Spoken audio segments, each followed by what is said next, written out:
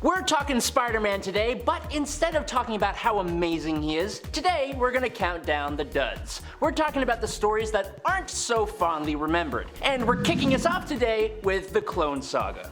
Clone Saga is nearly 6,000 pages of Spider-Man, sure, but don't be fooled because a large portion of that is unnecessary plot twists, filler, character deaths and resurrections, pure confusion, and to add to the whole thing, it also ends up being very expensive if you want to acquire it all physically, trust me. To cut to the chase, back in the 70s, a villain called the Jackal cloned both Peter Parker and Gwen Stacy. Then, in the 90s, Peter's clone is found to be alive. Confusion ensues as to who the real Spider-Man actually is, then Green Goblin comes back from 20 years of being in the grave and is revealed to be behind it all because reasons. The real problem with the Clone Saga, from what I have read, is that it was originally supposed to last 7 or 8 months and then end with Amazing Spider-Man 400 having Peter retire. But increased sales led management to force the story to keep going for over 2 years. What sucks is that if you strip away a lot of the filler and unnecessary stuff, it's actually a pretty decent story. It's actually got a ton of great moments. It gave us both Ben Reilly and was the springboard for Mayday Parker's Spider-Girl, but it's just so damn long. Now in the 90s, comics had this really weird little phase of being super extreme. Everything was all dark and gritty and hella over the top, prioritizing style over substance, and one of the best ways I can show that is Maximum Carnage. The story was absolutely popular among readers, we can't doubt that, but it was one heck of a story to follow. Spread out over the 4 concurrent Spider-Man titles of the time, the storyline involved Carnage and 4 other villains facing off against, get this, Spider-Man, Venom, Cloak and Dagger, Morbius, Black Cat, Deathlock, Firestar, Nightwatch, Iron Fist, and Captain America. Maximum was the opportune word for this series. It honestly had very little plot. It had to do with something about a killing spree and one of the villains controlling people's minds to make them violent, and Spider-Man and Venom didn't get along but worked together anyways. Those are the main takeaways, and it lasted for 14 issues. Was it extreme to the nth degree? Yeah, which makes it fun, but it doesn't mean it's good. The Spider-Man story called Chapter 1 isn't so much of a storyline that we can really critique because it's essentially the very same Spider-Man origin story that we all know. Chapter 1 was a series that retold the first stories from Amazing Spider-Man in an updated format, changing the setting from the 60s to the 80s and 90s.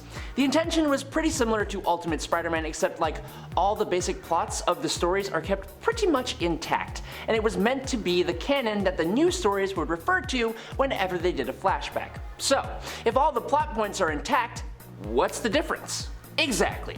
There are a few cosmetic changes and some details are changed, like Doc Ock and Spider-Man getting damaged in the same explosion, and the really weird change of Norman Osborn and Sandman becoming cousins because their hair is similar, but the stories themselves are very similar to the originals, and most of the parts that made them dated in the first place don't even really change. Also, there's an inner monologue from the guy who took out Uncle Ben that goes on for way too long. Now, this next comic was Marvel attempting to revitalize romance comics that used to be really popular back in the day, and it was also them failing hard.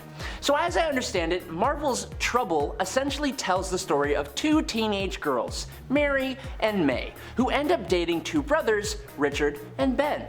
While May and Ben start getting jiggy with it, essentially a palm reader reveals to Mary that if she does the same thing while she is a teenager still, she will be a mom in her 20s. So because Mary refuses to get jiggy with Richard, he just goes off and cheats on her with May. Shocking, I know. Now May ends up getting pregnant and she straight up runs away, and Mary comes to her aid, eventually even making a deal that Mary will take on the kid when it comes to protect May from her super conservative parents. So May pops out a tiny little boy who gets named Peter, and Mary and Richard take on the kid as their own. And if any of these names sound very familiar, then you probably understand why this was icky and weird and super confusing for a lot of Spider-Man fans. But moving on, this is the story where Otto Octavius, Dr. Octopus, very nearly married Peter Parker's Aunt May. Look, as much as I absolutely love this and think it is incredibly fun, there is no denying the fact that it is silly as heck. The premise for this whole event is that Dr. Octopus wanted to marry Aunt May because he found out that this random woman, because he doesn't know Peter Parker is Spider-Man, has inherited an island that also contained an atomic processing plant, which she didn't even know about. In order for him to get his hands on the power plant, Doc Ock woos this elderly woman to the point of convincing her to marry him, and she agrees to this even though Doc Ock makes zero effort to hide his identity or his 4 mechanical tentacle arms, which are literally popping out of the back of his tuxedo during their wedding ceremony. Yes, it's goofy, but I can't help but like it just like a little bit because of its goofiness. But moving on, I'm convinced that Marvel just hates all the main women in Peter Parker's life, one of which being Aunt May. To be fair, having a woman who was old from the beginning around in Peter Parker's life for years and years and years without her passing away from sheer old age would eventually be a problem that they would have to tackle, and somehow they fumbled it every single time.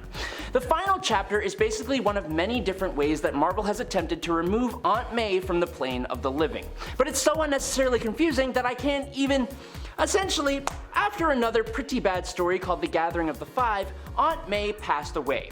Peter Parker got the big sad, and then a whole bunch of stuff involving Romani peoples, evil babies, and mutated wolves all played a part in this stupid scheme that Norman Osborn had to have a dying actress pretend to be Aunt May so that Spider-Man would be completely demoralized, and somehow Spider-Man couldn't tell the difference between this actress and his actual aunt who he lived with a majority of his life. It's stupid. Now listen, the Ultimate Spider-Man run is widely regarded as one of the best Spider-Man runs ever, even if it takes place in the Ultimate Universe, which is rampant with its own problems.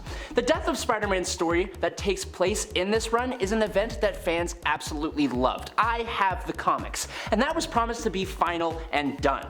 In this Ultimate Universe, characters who passed away were not meant to come back. After Peter Parker's passing, we got a new Spider-Man in the form of Miles Morales, and everyone loved that. The only real problem showed up in Miles Morales' Ultimate Spider-Man in the form of Peter Parker back from the grave. He just kinda shows up with zero explanation. His story is incredibly arbitrary, and it goes nowhere, and it's never even explained if this is actually the real true Peter Parker or some imposter or clone. It just kind of happened, and it kind of did a disservice to the death of Spider-Man's story that so many fans, including myself, loved. Now, taking up our third spot today, I hate talking about Spider-Man's sins past, I gotta be honest, but it is one of the worst, so let's just get through this, okay? Gwen Stacy losing her life at the hands of the Green Goblin is one of the biggest moments in Peter Parker's life, and it cemented Green Goblin as one of Peter's most ruthless foes. But then, Marvel and J. Michael Straczynski gave us Sins Past, and they just ruined it. 2 twin assassins show up in New York on the trail of the web-slinger, and to cut a sucky story short, these twins were actually the secret children of Gwen Stacy and Norman Osborn. Apparently, the reason that Goblin threw Gwen off of a bridge was not because he wanted to mess with Peter Parker. No, it was actually because he wanted to hide the fact that Gwen had recently given birth to Norman's little baby twins and was threatening to not let Norman see them again. And of course, Gwen is forced to go through with the pregnancy, which I'll remind you she showed no signs of at all back in the day, and she gives birth to twins who, because of Norman's irradiated genetics, age really quickly and develop Green Goblin-esque abilities. Basically, Marvel decided that ruining the image and importance of Gwen Stacy was worth it to create an extremely overcomplicated arc that goes nowhere and adds nothing but ickiness to the Spider-Man continuity. Ugh, gross. Moving on to our runner-up. Look, One More Day is a story that completely ruins so many different things about Spider-Man and his mythos. It's honestly not horribly written, and the art is at least kind of like halfway decent at times, but it messed with the mythos in a way that almost everyone finds confusing and pretty unforgivable. Making Peter Parker so unbelievably unable to accept that his elderly Aunt May is going to pass away due to a shot that was meant for him, he goes to as many different places as he can to seek out help, and no one is able to do a single damn thing. In the whole Marvel universe, no one can help May Parker. When he is finally at the point of accepting the inevitable, Mephisto turns up. Mephisto basically gives Peter a solution to his problem, but at a huge cost: the marriage between Peter and Mary Jane Watson. Not only do they both end up agreeing to this deal, but Mephisto even gives them and the fans a glimpse at the daughter that they could have had if they only had said no. And like that, 2 decades of storytelling were essentially erased. People were not happy, and Marvel knew it made a huge mistake, but I will say, Doctor Strange's little speech in the second issue about being there for our loved ones when they pass away, it actually got me a little teary-eyed. If only that was the way the actual story went, that would be great. And finally, coming in at our #1 spot today, do you ever make a big old mistake and then in trying to fix that mistake you actually double down on it and or make it worse? Well, you aren't alone, because Marvel knows what that's like. Basically, the story One Moment in Time is what Mephisto changed the timeline to after the events of One More Day that we just talked about.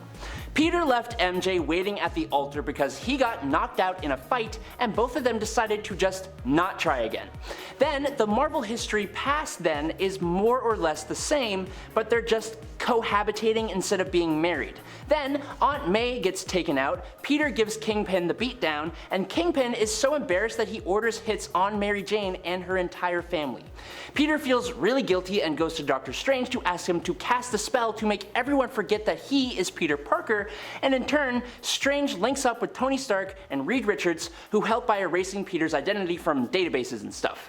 So Strange makes a magic bubble that anyone inside of will be shielded from the memory spell, and Peter, at the last second, pulls Mary Jane into the bubble, and she resents him for not letting her life return to normal. She leaves, and then Brand New Day happens, and it's all stupid. I hate it. But that's all the time I got left. Thank you guys so much for watching today on Top 10 Nerd. I'm Adam Andrews. I will catch you all on the flippy flop, but until that point, peace out, nerds.